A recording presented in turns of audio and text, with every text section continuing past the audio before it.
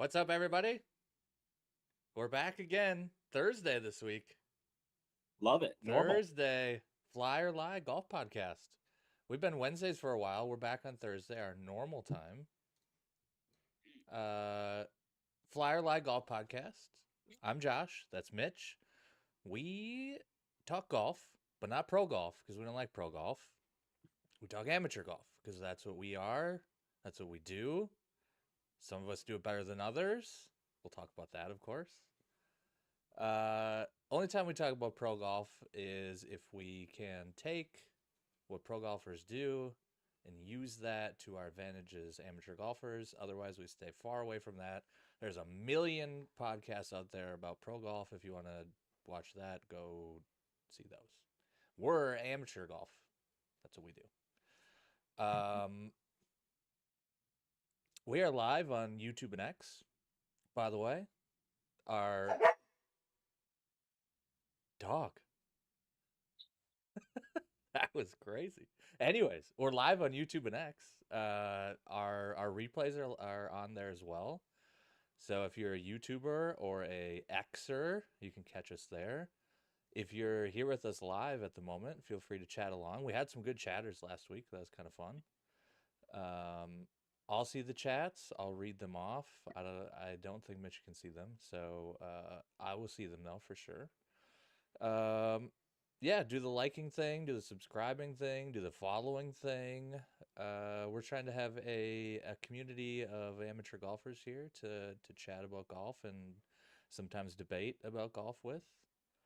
Yeah. That's a bad intro. It's episode number 23, by the way. Yeah, you think we'd be getting better? I think we're getting worse. We'll get there eventually, maybe one day. Maybe one day. Yeah. Episode 23, and we yeah. You played golf today. How did that go? I played an insane amount of golf, and it went awesome. 36 holes of match play. I had my gross singles this morning and my doubles match this afternoon. Back to back, I had about an hour and a half in between, just enough time to have a celebratory beer from the first win and then some lunch, and away we went. You don't ever work, huh? That's what I'm told. I know. I'm starting to get the Cade treatment. Never work. I don't know, man. This is like the only time I golf on a Thursday is today. This is Juneteenth. Otherwise, I am working, and I took the day off. Oh, you had to take the day off. You didn't even have the day off. I can just use PTO just kind of at will. It's a very nice perk of my job. I actually had the day off today. I also play golf today, but your golf is more fun than mine. My golf was more fun than yours. Where do you want to start? What questions do you have for me about my golf game today? Because it was very good. I would like to know. How many more rounds of 75 you have to shoot before your handicap is 0? Because you have to be close. Well, see, I don't know yet because the club posts my scores for me for like the match plays. So nice. I don't get the little your handicap will be X tomorrow. So we'll see. All I know is I asked them, I'm like, did you guys already pull the handicaps for member? And they did, and that's important. That is So I'm pretty sure my rounds today are going to cost me 1 stroke in future matches. Minimum. Yeah. I mean, my first round, it was the crazy thing is that I didn't even do anything like great. Like I made a couple putts down the stretch, but I just hit a bunch of greens, 2-putted a lot. I hit a few really, really good wedges. Like the opening hole, I mean, I stuffed a wedge to 3 feet from 85 yards and tapped. No, it was 2 feet. 2 feet from 85 yards, tapped it in. Like, all right, good birdie start. It's very nice. But I mean, then it was, 2-putt par, 2-putt par, 2-putt par, 2-putt bogey. Oh, fun fact about hole number 5 at Summerby. Yes. Par 3, it was playing 200 yards. So a little fun for me today after I had a really good start to the round, 1 under heading into that hole. Shanked a 5-iron. Whoa. Like dead shank. straight right, almost killed some kids who were working on a bunker on hole number 4. So I was in hole four's fairway bunker, hitting back into hole 5. Managed to make a 4. Thank God my opponent, he also hit a bad tee shot. He also made 4, so no blood. But it was like that thought kept creeping into my mind as the round went on. Just a shank. Oh no. Like, is that going to happen again? Maybe we should dive into that at some point. Of just, you know, what do you do when you have that in your mind? Just like you just hit a shank. Like, how do you go and hit your next shot? Because I do it. I don't know how, because it is literally in my mind of I could shank this ball again. You know what's funny about that? Shanks are no different than hitting like a really bad shot off the toe. Mhm. And when you hit a really bad shot off the toe, it just kind of goes up in the air a little bit and then it kind of just like falls out of the sky and then kind of dies. Sometimes it'll go, if you hit it really, really bad, it'll also go right like an actual shank will. Oh well, yeah. Um, I mean, you have to like clip the yeah, inside but of the ball. otherwise it'll just kind of like float up there. It'll go like 7 yards and it'll just kind of like trickle down the fairway. And that the result isn't as bad as a shank, but the swing is just as bad. You missed it Yep. just as bad. But the thing people freak out about is the shank, and they if you hit it like really far off the toe, just nobody really cares. They don't think anything's wrong with the swing. It's just oh shoot, just kind of a bad swing. You should have that same thought when you hit a shank. By the way, I'm definitely not on team you can't say shank out loud, or like when you type it on Twitter, you have to put like the little star for the A so you don't Yeah. type like No, we're you talking can shank on this say podcast. you can say it, you can type it, it's not going to mean you're going to do it any more or any less. Uh I Anyways, literally I didn't shank another ball the whole day. I was striping it for the most part the rest of the day. so you just had Don't one know. bad swing and you moved on. Yeah, Yeah. no idea what happened during that swing, but just a dead cold shank, Yeah. just Think about it, right off. you can also think about it this way too. So your shank is a really big miss on the inside of your club. A really bad miss on the toe is obviously a big miss on it. Is there even a name for that? Just Toe toe? ball. Toe ball? Whatever. So you have that. There's also two other misses that you can have that are almost equally as bad as a shank could be, depending on how far and how hard you hit the shank. The chunk and the thin, which is short and long.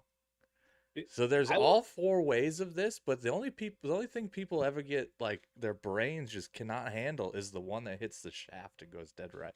Yeah, it's just it's one of those a horrible. It's kind of like hitting a duck hook with your driver. I had one Every of those today, by the way. So did I. Actually, on the very next hole after my shank, I duck hooked one OB on hole 6. But it's just one of those. Everything about it feels bad. Like the Yeah. way the ball interacts with the club face. Then you look up and you see the ball just going straight right, or in the case of a duck hook, straight left, and just kind of like tumbling out of the air. Just everything visually, the feel. Maybe it has to do with the sensories. Like you're getting so Maybe. much sensory feedback of how horrible that was in that moment. Whereas for me, like a thin, if I thin a shot, it's probably going to end up decent. Like it's not going to be like a chunk. If you chunk a ball, like a really bad That chunk, also feels like it's shit too, by going, the way. yeah. Like let's say you have like a pitching wedge and you chunk it. There's a good chance that's going like 70 yards. Maybe, yeah. But if you thin it, depending on how bad the thin is, and I don't thin it that bad. I might be like the very first groove or the second groove, so it still feels like a thin, but it's not terrible. I mean, you're probably going to get close to similar distance. It might even go a little bit shorter, and you can manage that. But you can't manage a chunk, just a cold chunk. No. No, you can't. No. You can't manage a shank either. Which is what makes me laugh is there's four different like really bad ways to miss, but the one that just gives people the shakes is the one off the hosel, which is fine because out of the four, it's probably the worst result of the four, other than a chunk is close. The other two you can kind of They're not ideal, but you can play with them. But they're Yeah, all four equally as bad swings, but only one of them is things that people like once you do it, everyone's like freaking out that they're going to do it again. You chunk one and everyone's like, "Oh, well, I'll just try not to chunk it again." Or if you hit one off the toe, it's like, "Oh, I'll just try not to hit off the toe again." But you hit one off the heel and it's like, "Oh my god, I'm going to do that again." yeah. Not I don't know not, why. "Oh, I'm not going to do it next time," you know? We should try to. If anyone out there is a mental performance coach and wants to come on and talk to us about why the shank is the worst golf shot, please, we would love to have you on and talk shanks. Yes. And probably tune out. Everyone will be tuning out for that episode. They won't be able to listen to it. We we need to, by the way, I need a shank counter for this episode on its own. We So are roughly at like we 20. we will ruffle some feathers with how many times we said that word today already. Like, it'll be fine. Don't worry about it. Just go up and hit your next shot. If It by the will way, be in your if I go next to shot. the range tomorrow and hit a shank, I'm blaming it on this episode. Rain shanks are not the same. I would Like a agree. rain, Yeah. you can just scrape over another ball and hit it. But when you're on the course, like you have to go play again. You have to go hit another shot. Yeah. But anyway, we'll get back. We'll get back to my round because again, Yes. everything was going decently except for hole three. I two putt par, but my opponent dropped a 40-foot uh, bomb on me for birdie. That was uphill, then downhill, breaking probably 10 feet right to left, and he just buried it dead center cup. I'm like, sure, Good for all right, you. Yeah. yeah, great. But anyway, so The after match play that, killer. it really is. A hole six, I hit one OB, made double, he made par, really simple. Hole four, he made bogey. Oh yeah, he missed a downhill 3-footer for his par, made bogey. Hole eight, we both made par. Hole nine, I almost went OB again. I pulled it straight left. And when I say almost OB, I mean the way our OB is set up is it's obviously still like stake to stake. But the general rule is if it's in the long fescue, it's still in play. But if it's in somebody's backyard, that's OB. And when I say it was hanging up on like the last 5 blades of grass before it was in somebody's backyard, that's exactly where it was. It was You had to so, stand. so You had to stand in the backyard, but you got to hit it from outside of the yes. backyard. Yes. He kind of gave me this look like he wanted to call OB on me. But I'm like, if you're not going to call it, I'm going to hit it. Like, it's close. We're probably on the line, but it's in the long fescue, and we're just going to play it. Because if we really wanted to start getting nitpicky, I honestly thought about starting to call him because, well, maybe you correct me and make sure I got my rule correct. Okay, I'm Um, a big rules guy. yeah. So he went to, pick up his ball on the green and like recenter it, clean it up a little bit. But he was using his putter head as the mark. Okay, He didn't do this all the time. He just did this some of the time. okay. Now, I'm not a rules expert, but I don't think that that is legal. uh, as in as in if there's a rule as to what you can use to mark your ball. Yeah, yeah. I Like, don't. is there? I don't. Because like I he don't was know. holding the putter, He was so I mean, holding the putter. yeah, he's holding. He wasn't like setting the putter down. Like he's, how you kind of get down behind the ball and he's still holding his putter, like how you would if you were lining up the line Yeah, of your yeah, ball. yeah, yeah. Like he was just using the putter head while he was sitting there as the mark instead of putting a mark down. That's strange. Yeah. It's very I mean, strange. I do that all the time when I'm out just playing or whatever, but Yeah. not So same. Well, I don't use my putter. I'll just pick the ball up and right. clean it Yeah. off and put it back down. It's whatever. It's close enough. But Yeah.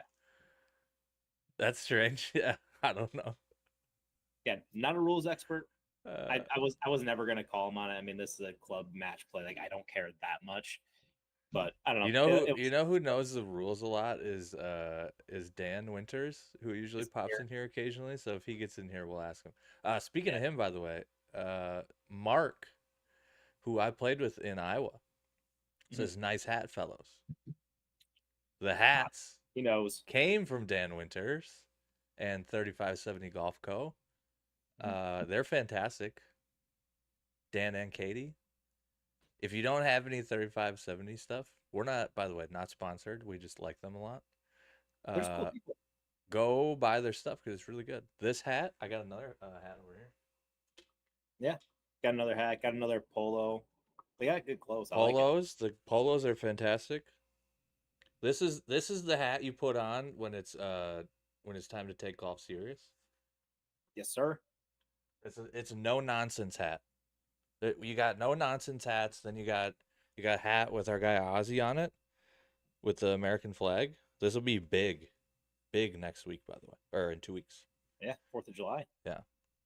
Anyways, yeah, their stuff Yeah. is fantastic. They are fantastic people.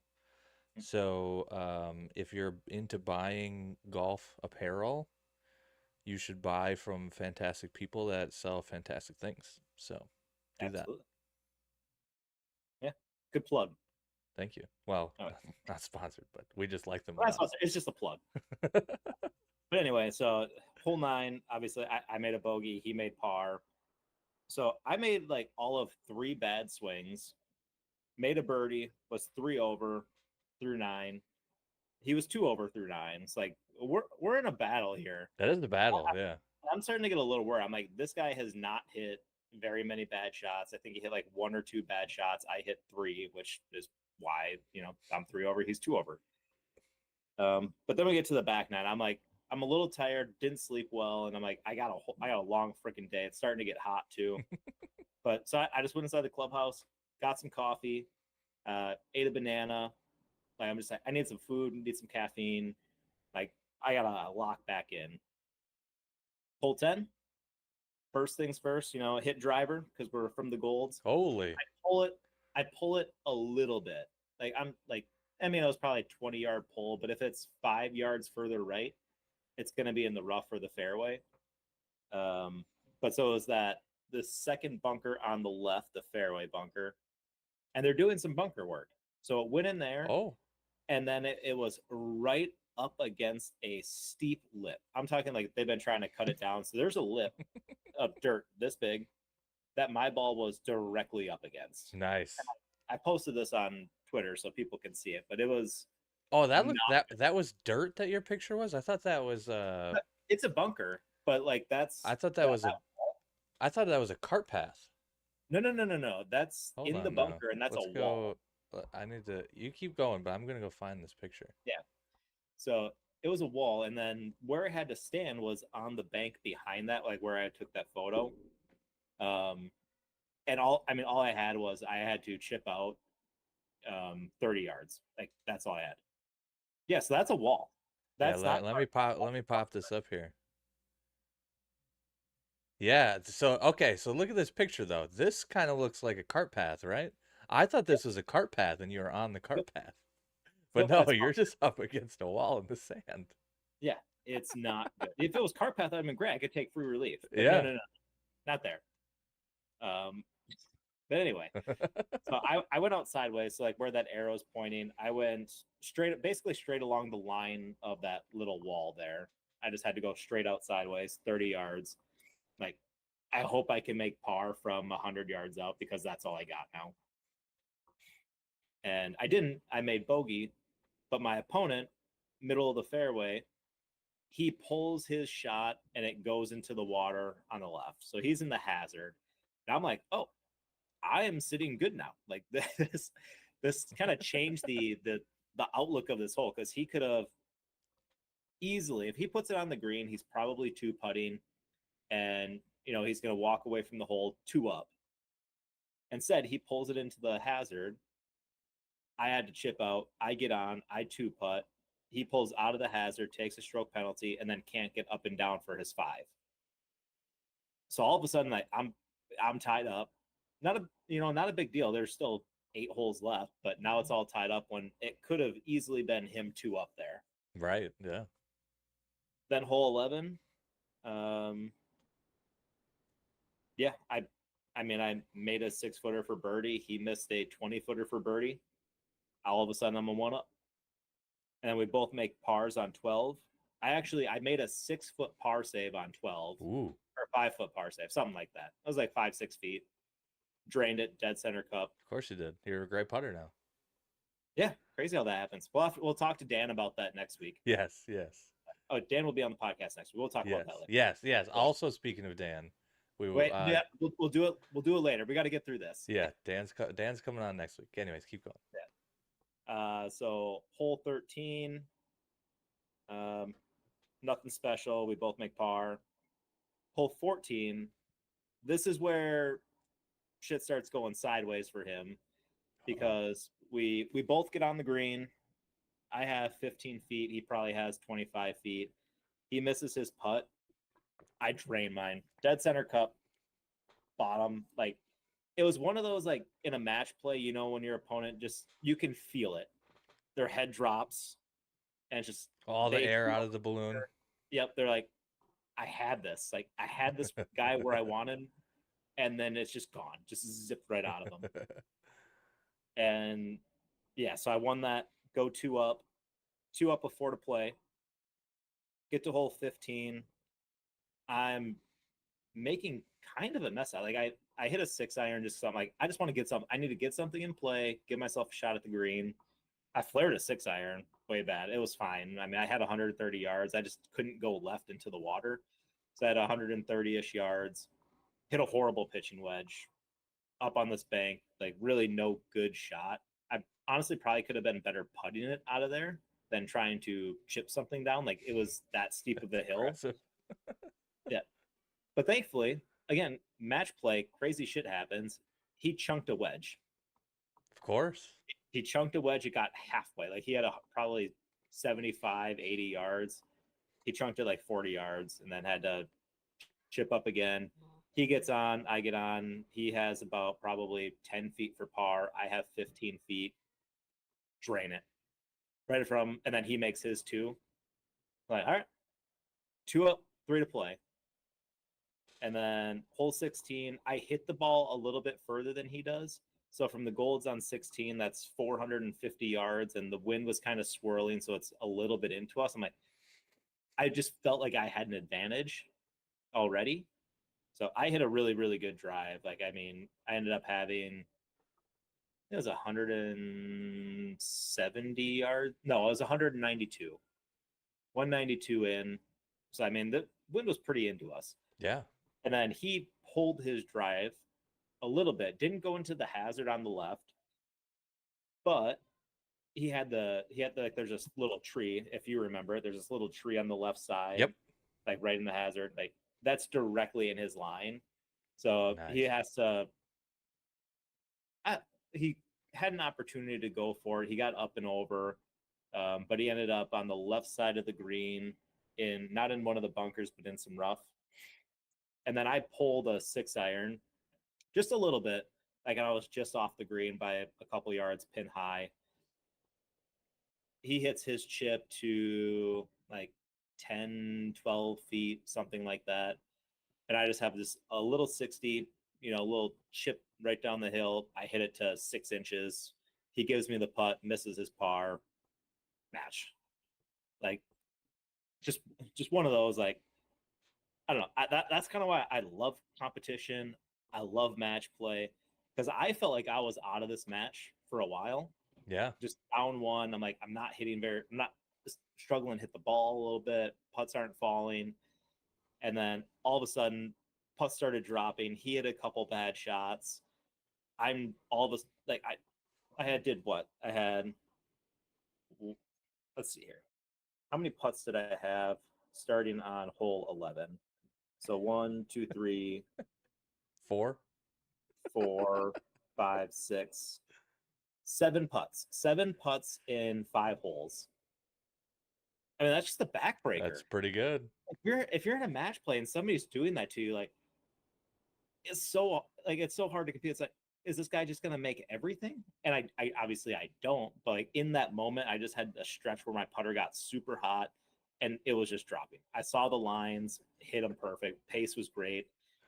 And when I'm saying like I dropped them, like it wasn't some that were catching the lip, like they were center cup just pouring in. It was that kind of day for me. It was ridiculous. That sounds nice. Yeah. But anyway, So that was awesome. And then we had our doubles match a little bit after that.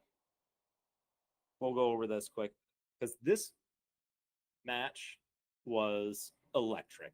Like I'm talking about, like if it was streaming somewhere, people would have been tuning in. By the way, speaking of that, before you keep going, Yeah. Dylan in the chat, who I believe was here last week too, said we need to see a vlog next time on these rounds. And we, by the way, we have discussed putting rounds on camera in the future. So Yeah, we might do that in the future. I wouldn't do it during match play at my club. I'm not going to put other yeah, that people's seems bad. faces out there. But if it's me and you should certainly do Yeah, that. I think we will do that soonish, soonish. Yeah. And then he said you were in the zone. Yes. New Sometimes put like, that putter in your hand. You get in the zone. yeah, it just happens, just out of nowhere. All right, the electric doubles match. I'm ready. Okay, so to get this started, I will preface this with saying that what did I tell you? There was 13 birdies or net birdies and a net eagle in this match. So four guys, 13 birdies or net birdies, and a net eagle. Sounds like we needed to send Yip Kipler out at you guys, or whatever the hell his name is. Yeah, like I mean, it was crazy. Anyway, so we'll start it off. Hole one. Three of us make par. My partner makes a 6-footer for birdie. His putter got hot this round too. Like he made a couple of really big putts, and then I made a couple of big putts. Hole two, the high handicap, he's stroking. My partner's stroking on this one. This is the number 3 handicap. I make bogey. My partner makes bogey net par, and then the other guy, I mean, he 2 putts for a net birdie. So already 2 birdies. This is kind of how the round would go. There was outside of 2 holes, every single hole was won with a birdie or net birdie. That's Every single elite. One. Yes. It's elite golf. Hole 3, one of them parred. One of them made par right before I made my putt. And I trained this 8-footer for birdie. Just again, dead center cut. Like things are pouring in right now. So that's 3 holes in a row where there's at least 1 birdie. Get to hole 4, which is a par 5. I get there in 2. I had 260 yards out. Downwind, I was in the rough and I caught a flyer. Hit a 4-iron to pin high. 2 putt. I think I had to make like a 3-footer coming back. But the other guy, the low handicap on the other side, he hit his second shot to the right, and he wasn't in the bunker. He was kind of like on the face, like on the hill in the rough. He hits a great chip shot to a foot. Nice. So I'm sitting there getting ready to make my putt. I'm like, all right, I at least have to 2-putt this. Like making this eagle would be awesome, but I have to 2-putt. So I just like baby it down. I mean, it's directly down a hill, super fast. It's a 20-foot, 25-foot putt that I'm trying to hit 10 feet. And just zoomed on by. We both make birdie. Next hole, the par 3, hole 5, did not shank my 5-iron this time. Perfect. Put it on the green. 2-putt par. The other guy 2 putts pars. No blood. Hole 6, my partner drains I think he had probably like 10 to 15. I don't remember exactly. Anywhere 10 to 15 feet, drains a birdie. All right. We're rolling. So that's another W for us there. With another birdie, mind you. Hole 7 is the 7 handicap, and the higher handicap, he's getting 8 strokes on the day. So he hits a decent drive. We all hit really good drives on this hole, actually. But then he has probably 170-ish yards to this flag. Hits it to 2 feet. Hits it to 2 freaking feet. Lovely. Like, unbelievable shot. So now me and my partner are in like the fairway, 80-ish yards away. Like, we got to hold this because he's making that for a net eagle. Anyway, Did not hole it. Neither one of us made birdie, but he made net eagle, so it didn't really matter. Right. Hole 8, we got 3 pars, and then then my partner drained another 12-footer for birdie. His putter got hot there for a stretch. He did follow that up by making an 8 on hole 9. We won't talk about that. Classic. Yeah. But everyone was stroking but me on this hole. Obviously, I was a low handicap, so I get 0 bumps. The absolute worst. It is. So sometimes I would rather side conversation. Sometimes I would rather could I just get my 2 bumps that I get, and then you guys can have your other bumps on the other holes? Like I would, I just want some bumps too, man. Feel left out. That happened to me on Sunday as well, and it actually mattered. Well, we can get there though. You keep going. Right. So again, so everyone's bumping. My partner, he hits his first drive OB, and then his provisional goes in the hazard on the right. So he's not doing very good. So it's on you without any strokes. Yep. I kind of hit this little cut that ended up going into the hazard, but not so like I could hit it. But it wasn't even that bad. The wind was off the left. So it's one of those, it was a kind of a spinny cut, but if the wind isn't off the left, it's fine. It'll probably catch the fairway, but the wind's going to push it. So, hit bad shots, don't get rewarded, that type of thing. Fair. But then the high handicap on the other side, he had all sorts of chipping issues on this hole. He duffed 3 chips in a row. Oh, no. Real ugly. He took a 6. And then his partner was probably 40 feet past the pin. I hit out of the hazard area. It was one of those where it was in a lot of fescue, and I thought the fescue might try to shut my club face down and pull it left. So I held it open a little bit, and then the fescue didn't do anything. So I kind of flared a 9-iron, caught the green, but I mean, I still had 40-ish feet too. I didn't hit a great putt. He didn't hit a great putt. So now we're both there with I think I had 7 feet. He had 6 feet. I was just outside him. Drain it. Right there. It was right to left. I was probably moving 8 inches from right to left. Dead center cup again. And then he misses his on the low side. So bumping, they were bumping, and we walked away there unscathed with my partner hitting an 8. That is nice. That was huge for the momentum going to the backside, because now we're up 2. I shot even. The low handicap on the other side shot even, and then my partner was 3 over, and the higher handicap was 4 over. So that's a lot of good golf. It was a battle. It was dropping birdies everywhere. I don't know if he kept up, but I think it was 7 birdies or net eagle on the front alone. Yeah. It was wild. That's a lot. It got to the 6th hole, and I just looked at my partner. I'm like, no one is going to win a hole today without a birdie. You just need to make birdie. It was one of those days, man. Hole 10, high handicap, getting the bump. Everyone makes par or net par. Hole 11, I lip out my birdie putt. My partner had 20 feet for eagle, 3-jacked it. It's like we couldn't figure out the read for his eagle putt. We didn't know how much it was going to break or what way it was going to go in. It looked like at the beginning it was going to go left and then go back right at the end.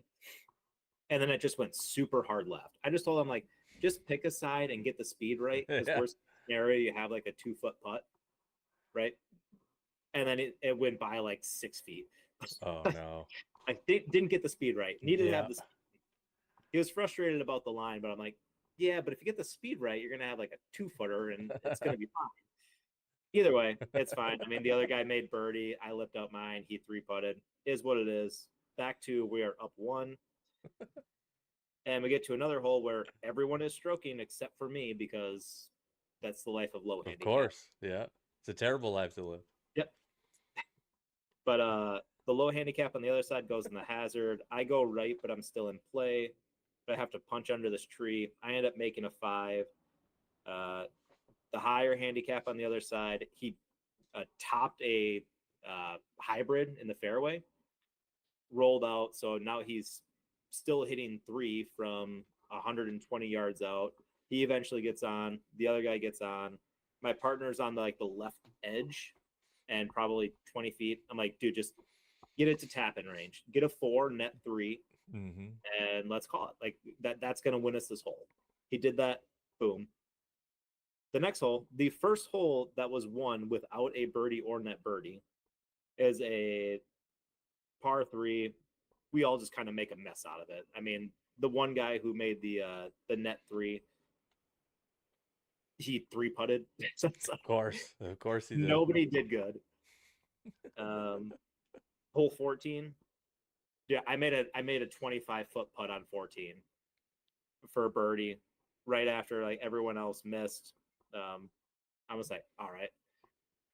That was the first just fist pump. Let's fucking go. Like Oh, yes. I am jacked up at this point. Like this one was not dead center, by the way. It was like got to the right edge on the high side and just kind of just dropped in. That's when I was pumped. Those are the ones you get really pumped about. The ones that just kind of Yes. like you hit them and they know they're going in. You're like kind of excited about it, but it's whatever. It's the ones that like kind of big breakers or not even that, but they're just entering in not the front of the cup and they just kind of trickle there and then it just kind of sits there for a second and then it goes in.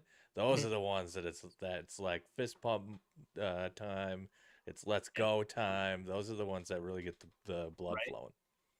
Getting excited. So yeah, I think they were start again.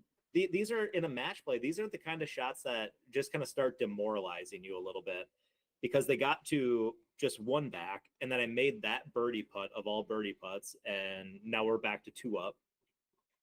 Then hole 15, I hit a great tee shot. I hit a 4-iron this time. Hit a great tee shot. Just hammered this thing. Got to 60 yards out. One of the guys, he just hits a driver out there. He's in play. The other guy drives the green Mm, on hole 15. So he's got 30, 35 feet for eagle. And then his putt, they misread it. Like it just never moved. They thought it was going to break a lot. And he has probably 9 feet for birdie. And I stuffed my wedge to 3 feet from 60 yards. So I'm like, this is a straight putt, dead, just middle of the cup. It's going to go in, just hit the line. And then he drains his 9 footer two right before me. Like, well, now I really have to make right. a Yeah. putt. So it starts getting a little dicey, even on ones that's just they're straight, but they feel dicey, man. Like it's like They do, I know yeah. it's Especially going, if you like can't hit it fucking straight. right, just hit the line that's going to go in. Uh, but anyway, hole 16. Um, yeah, he's bumping the one high handicap's bumping 220 yards out in the fairway. He hits a 3-wood to 3 feet. That's nice. To 3 feet. I almost he missed the putt. I almost made a birdie from like 30 feet up the hill. I left it a couple rotations short. Didn't deserve to go in, but I mean then he made a four net three. And then hole 17 we all kind of made a mess of. It's short par three. It's 143 yards what we had, and none of us hit the green. No one hit the green. It was I hit the weakest, just terrible thin cut pitching wedge that went right. Yes. It was disgusting. But my buddy, my partner, he makes a three. We all make fours. End of match. But it was just a roller. Like that's just how it was. I mean, there was two holes that were one with pars. Everything else was one with a birdie or net birdie. And That's how many crazy. changes were there? Like there was one, two, three, four, five, six, 7, 8, 9, 10, 11, 12. 12 changes in the score, all except for two from birdies or net birdies. Like that's just fun golf, man. It is. Everything about that is so much fun. I don't know if you can tell by me taking the entire hour to talk about this, but it was, No, it was yeah. so much fun. The funny slash interesting thing about that is that to me says that in general, the all four people that were playing together were getting like probably around what is the right amount of strokes for what they should be playing at. Because then that tells me that the as long as everybody's playing like okay, nobody's playing out of their minds, nobody's playing like absolute dog shit, the match is going to be really close. There's going to be electric stuff. There's going to be interesting stuff. I had a very similar situation on Sunday. Mhm. It was me as a one, two, two now, by the way, after Like today. a 7 or a 2. I'm a two now after today, by the way. A 7, a 14, and a 16 or something. I don't know the exact number, but something like that. And since all of those are right or close to right, we also had a match, 2v2 match, similar to yours. There was a score change of some sort on every hole except for three.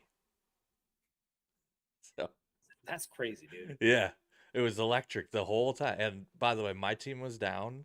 We were up on one hole total. We were either down or tied for the rest of them until the very end. And it went as far to tie that we convinced the starter to let us play 18 again to try and break the tie. And we tied on that one. Oh And no. what I was going to say, though, by the way, is speaking of being the one guy that doesn't get to stroke on a hole and the other three do, 18th hole. We played it twice. Not ideal. You shouldn't get strokes the second time around. Like if it's sudden death, I don't know. It seems weird. I don't think you should get strokes if it's sudden death. Yeah, the only thing about that is the two of the guys are their handicaps are pretty high, and the other guy is like a 7 or 8 or 6 or something like that. And on that hole on the first time around, he hit his first shot and it hit a house, and then he re-teed and he hit it as bad, just hit it left. So like he was obviously wasn't hitting the ball very good at the time. So yeah, they actually did suggest this would be interesting. We replayed 18, and they suggested that we keep our teams, but we play as a scramble on 18. That would have been interesting. I got chats to catch up on, by the way. There's a lot of chats. Ooh, I mean, Try it up. Let's see what people got to say here. uh, PT Husey. We have, by the way, most of the boys from last week are chatting. Dylan's here. PT Husey was here last week. Golf 21 is here. He was here last week. PT Husey says Dylan and I against Flyer Lie Boys 2v2 will give you strokes. Mitch, I'm 100% sure. I don't care what their handicaps are. We dust their ass. They're gonna give us strokes. I Yeah. want to know what their handicaps are that they're gonna give I us don't strokes. care what they are. I don't care. Give me whatever. I don't get to play with strokes very often.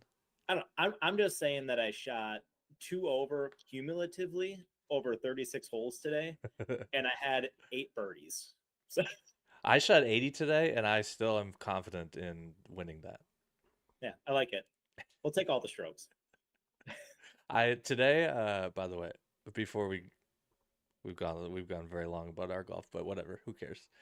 Today, I had 4 3 putts and 2 missed shorties for 6 strokes, shot 80. So if I putt with my fucking brain at any time, I can shoot 74 probably. But the greens today were as slow of greens as I've ever played in my entire life.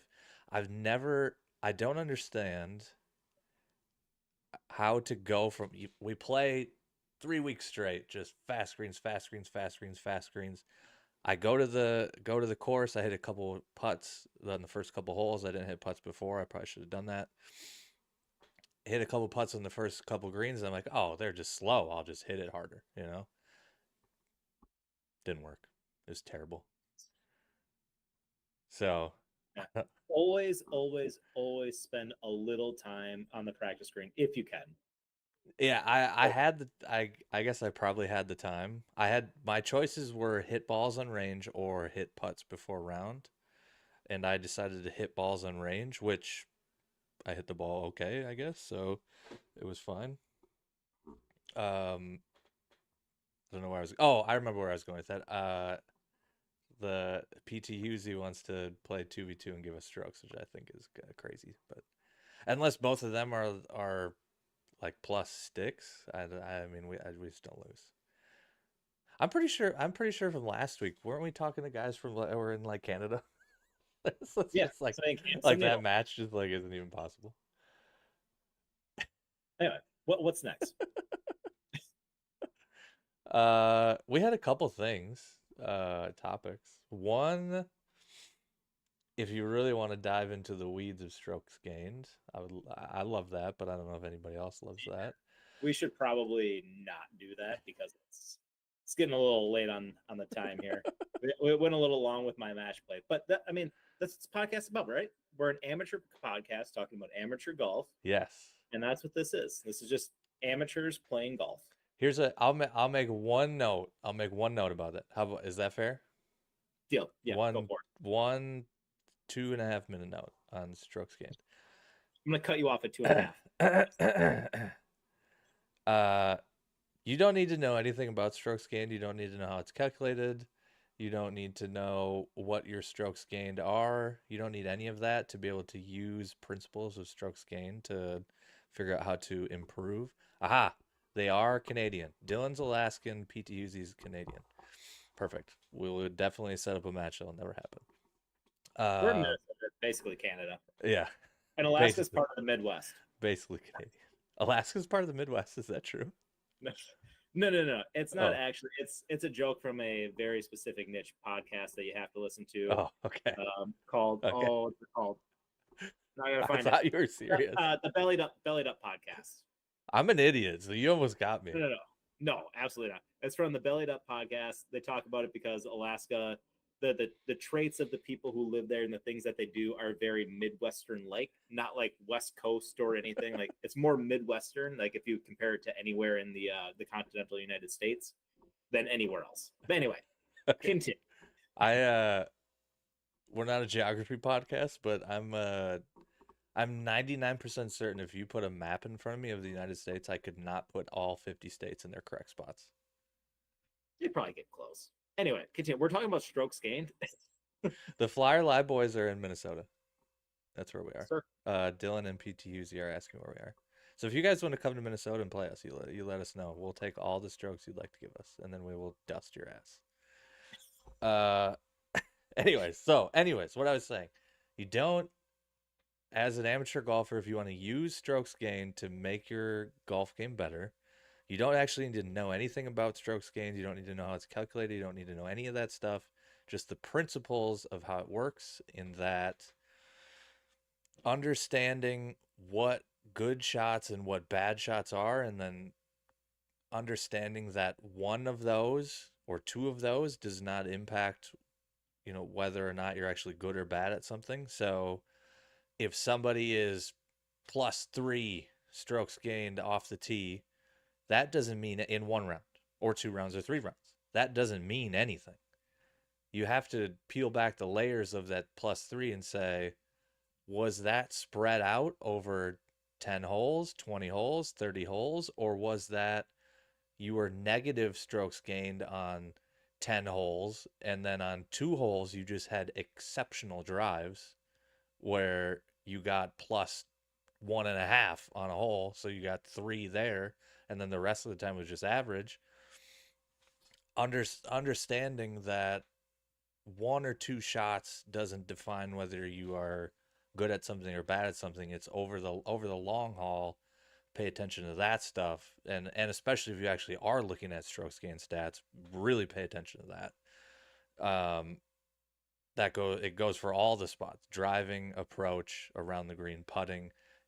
You can't take 1 or 2 shots and say, darn it, I'm bad. You have to take the long haul of it and say, is it bad all the time, or is it just bad like 1 or 2 times? And then use that to figure out where to practice and where to get better. Because you can, like, for example, today I have 4 3 putts and 2 shorty putts that I missed. I am historically not the best putter ever, but I'm not a bad putter. I'm throwing the entire round out today because that's just not, like, I don't putt like that. So that I'm not looking at today's round saying, well, I'm a terrible putter. because I'm not, you Mm. know. So Yeah. And when I messaged you about this topic, what was it earlier this week? I was out playing around, or like maybe Sunday or something like that. I was out playing around, getting ready for my match play, so I wanted to play the tips because I hadn't played the tips out there in a few weeks. And on hole two, I hit a bad tee shot that ended up in a bunker, and from there I had no shot. Like there was, it's a steep bank up the hill. Like there's no way that I'm getting this ball to the green because I would have to hit an 8 iron, and an 8 iron isn't going to get over the face of the bunker. So I had to hit a pitching wedge, just hit it out, and then I hit my next wedge to 4 feet, and I missed the 4 footer. Now, what a lot of people might think is, uh, well, you missed the 4 footer, so you lost strokes because you're putting, and maybe that's the case. But the real loss in stroke was hitting your tee shot into the bunker that made me have to lay up, and then I hit a good wedge to 4 feet, which was exceptional, and I missed the putt. So it's like exactly. it's just making sure that you are understanding where you're actually losing the strokes. Because yeah, you could say that I lost a stroke on the putt. Maybe I should have made that, but I'm probably only going to make that. I mean, it was a 4 foot, started outside of the hole downhill slider. Like, I mean, it wasn't an easy putt by any means, but I probably make it 60% of the time. So I'm going to miss it a fair amount. But if I just don't hit it in that bunker and I have a clear shot at the green, I can probably two putt par. Right, exactly. And it's I was it was it on Twitter? I didn't get in a whole lot of Twitter arguments the last week. I need to get in more of those. It was, Uh oh no, it was, I don't know if you know, Mitch. I stream video games occasionally at night. yep. It was in a Twitch stream of mine. Somebody came in asking about golf of some sort, and they were like, "What if you could have tigers driving somebody's approach, somebody's putting, which would you take or whatever?" And they were like, "Give me the putting all day long." And I'm like, "No, dude, like, no, no, you don't need to be the best putter of all time." And they're like, "Well, I'm a terrible putter." And I'm like, "Well, you just practice that a little bit and you'll be fine." And then somebody came in like, "You're though you use that club the most, so that's the one you need to be the best with. You take the most shots with it, and if you're bad with it, you can never score because you have to put the ball in the cup." And I'm like, no, it's not how this works. It's not Here's how what I will, scoring in golf. Well, putting the ball in the cup is how scoring happens. However, how that sequence happens, putting is almost meaningless. yeah, here's what I will say about that. If you're 3 or 4 putting, like yeah, you need to work on your putting and get better at that. Um, and also a one putt can cure a bad shot. If you can one putt, like it, you're probably making up strokes because of something bad that happened before. Um, but I think it's important to remember that putting isn't the most important thing. And if you want proof of this, just go look up who leads the PGA Tour in strokes gained putting and look up how many wins they have. I don't know who it is, but I'm guessing they have maybe You want me to one tell win. you who it is? I'll look it up Yeah, right now. us look that up because I'm curious now. Yeah, my guess is that they are not winning every tournament. Here's a line I like to give. By the way, this not gonna like this name, but we can go down the list too. One thing I like to say is every par that you make only requires one good to excellent shot. Just one. Could be a putt that's long. It could be a chip that you hit to a foot. It could be an approach that you hit to a foot. It could be a drive that you bomb 350 yards and leave you 100 yards in. Only requires one good one. Strokes gained putting leader is Sam Burns at the moment. Okay, He's like got on the he tour, wins occasionally. he does, But but I mean, not last one this year, year. let me read you some names of last year because as we know, strokes gained numbers can fluctuate bigly if you don't have like a solid amount of data. Number one, Taylor Montgomery. Number two, Max Grazerman. Number three, Mackenzie Hughes. Number four, Denny McCarthy. Number five, Taylor Pendrith. Number six, Justin S. Number 7, Jacob Bergerman. I don't need to keep going, do I? No. So I mean, Should I switch to off the tee and start reading those names? Rory, Scotty. yeah, I mean, What? again, that's really what it is, right?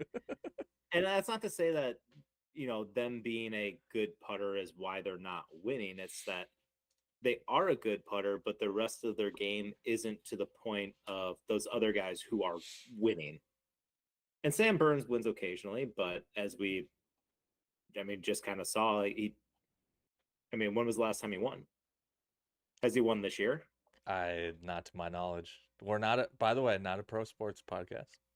We're talking about strokes gained, so it's fine. So it's more of a. I don't think he's won this year. So if I'm he, looking. yeah, double Wins check. in 2025, 0. Yeah. So he's leading the PGA Tour in putting, but has 0 wins in 2025. So is putting the most important thing for amateurs to get better at? Oh, I know why I didn't answer you. I think he played in a playoff. I think that's what happened. By the way, in 2024, also 0 wins. Mhm. He's a good golf, like he's a very good golfer, but I think we're Insanely just good. making the point of putting is not the most important No. aspect of the game. Even though Like, that's the end, yeah. it's the end result. Like you have to use your putter to put, well, not all the time, but the vast majority of the time. I use Mhm. my I use my mini driver to putt on 18 today. Of course he did. Anyways, in general, you use your putter to put ball in cup. So that's what makes people think, well, you have to be good at that because if you can't put ball in cup, then you can never score. But everything else leading up to that determines how quickly you can use your putter to put ball in cup. If you're Mhm. far away, if you're, we say this, we probably say this stat every other fucking episode, Mitch. If you're outside 7 feet 11 inches on the PGA Tour, you will miss more than you make. Mhm. Go to, by the way, go in your backyard, go in your living room, go in your bedroom, and step off 7 feet 11 inches, and look at how close that is, and then you'll realize how hard putting is. Maybe gurs are more important than putting. Exactly Yes, correct. Green and regulation is the key to being a good golfer. Green and regulation is king. Gur is king. absolutely. If you want to be a really good golfer and score really good, your green and regulation percentage needs to be Mhm. very high. Exactly. Okay, but I Drip, think drip, flood. Nailed it. yep, we went way over your allotted 2.5 minutes for strokes gained. Yeah. But we'll I wrap kind it of up. knew that was going to happen, but I tried to play it off. But I do kind of want to talk about grit, but I don't know. We don't really have the time to go in depth with it. So we'll circle back to this in a couple weeks because we're gonna have Dan Yes. on. But I just want to leave people with this quick little nugget of grit and what it is. I think most people understand like it's the ability to grind your way through a difficult thing and ultimately come out the other side. And I think what am I trying to say here? You get better at and get more grit by doing hard things that you are uncomfortable with Hmm. and staying with it. So a lot of people, if they have a bad round, they just kind of give up on it, whatever, and they just kind of don't really care. But if you can find a way to tune yourself in to really grinding it out, following your process that you have over and over and over, you will get more grit. And then when hard times inevitably hit, like if you're playing a tournament, if you're playing a match, like you can go back and just be like, I have been here before, I've done this before, I do my process, and you can find a way to to move forward and ultimately prevail, hopefully prevail. It doesn't always go your way, but if you do it enough, it will sometimes. Well, sometimes it won't. But I want to dive into the subject a lot more because it's very interesting to me. And it's just one of those psychological things that I think most amateur golfers can get better at. And it's For relatively sure. simple at it. even good golfers, and one of those being me. I'm Mhm. really bad at 2, 3, 4 holes in. If things aren't looking good, I'm just pretty much hanging it up. I'm taking out my mini driver on the 18th hole and putting with it. So yeah. Yeah. But is Uh, that you get better at golf? yeah, I would agree. Yeah. I also am trying to be better at that, but sometimes it gets you. PT Husey, by the way, um, has has been given a decent amount of feedback. I'll say. I'm Mhm. not gonna read it all because you can go back and read it if you want. I wouldn't though. All But this. he did give one piece of feedback that I can read out loud. Need more chat time next week. Leaving us hanging out to dry is what he said. Thanks a lot, Josh. Okay, Josh is in charge of chat time. He's the only one that Uh, can see the chat. yeah. So why I read that and my response to that is I saw the chat going while you were filling us in on the 2v2 match, and I don't want to stop the 2v2 match. But I was thinking about this. I'm going to try and figure out how to get the chat onto a screen that you can see. Mhm.